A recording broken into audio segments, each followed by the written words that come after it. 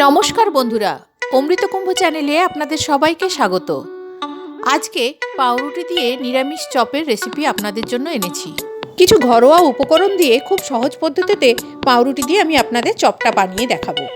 শীতের সন্ধ্যেতে চটজলদি এই চপ খেতে খুবই সুস্বাদু। রেসিপির জন্য নিয়েছি সেদ্ধ আলু, আদা বাটা 1.5 চামচ, টমেটো কুচি, একটা গোটা টমেটো কুচিয়ে নিয়েছি, নারকেল কুচি, কাঁচা লঙ্কা কুচি, একটা গাজর ছোট ছোট করে কুচিয়ে নিয়েছি, আর ভাজা বাদামের ছালটা তুলে দিয়েছি। কড়াইতে সর্ষের তেল গরম করে তার মধ্যে দিয়ে দিচ্ছি 1 চামচ গোটা জিরেটা অল্প ভাজা হয়ে গেলে এর মধ্যে কুচনো গাজরগুলো দিয়ে দিচ্ছি। অল্প নেড়ে চেড়ে ঢাকা দিয়ে দেব। গাজরটা নরম হয়ে গেলে দিয়ে দিচ্ছি এর মধ্যে আদা বাটা, কাঁচা লঙ্কা কুচি,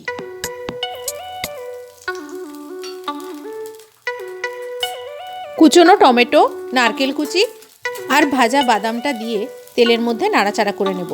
আদার কাঁচা গন্ধ চলে যাওয়া পর্যন্ত রান্না করতে থাকবো। আমার রেসিপি ভালো লেগে থাকলে যারা এখনও চ্যানেলটিকে সাবস্ক্রাইব করেননি তাদের কাছে অনুরোধ চ্যানেলটি সাবস্ক্রাইব করার, আর পাশে থাকা বেল আইকনটিকে ক্লিক করে দেবেন যাতে পরবর্তী ভিডিও ছাড়ার সঙ্গে সঙ্গে প্রথম মেসেজটি আপনার কাছে পৌঁছে যায়। কষিয়ে নেওয়ার পর এর মধ্যে দিয়ে দিচ্ছি নুন আর পরিমাণ মতো হলুদ।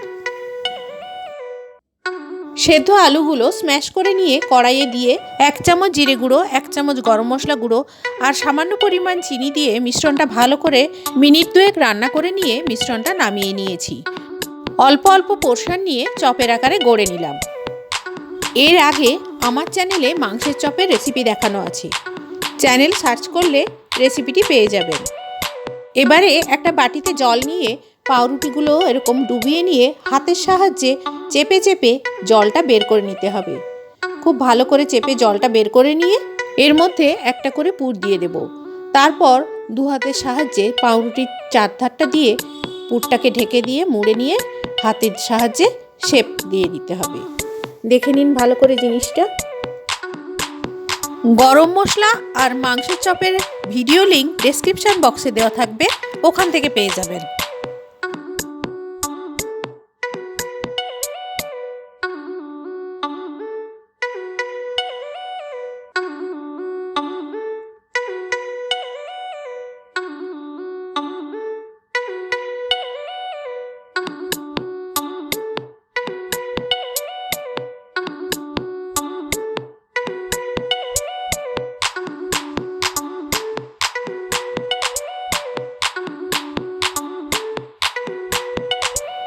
এইভাবে আমি চপগুলো বানিয়ে নিয়েছি।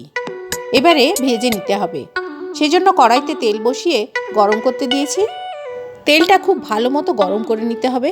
তেল গরম হয়ে গেলে খুব সাবধানে একটা করে চপ ছেড়ে দিতে হবে।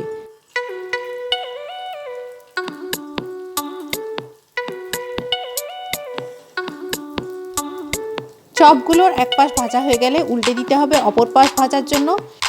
উল্টে পাল্টে ভেজে নিয়ে যখন এরকম বাদামি বর্ণ হয়ে যাবে তেল থেকে চপগুলো তুলে নেব।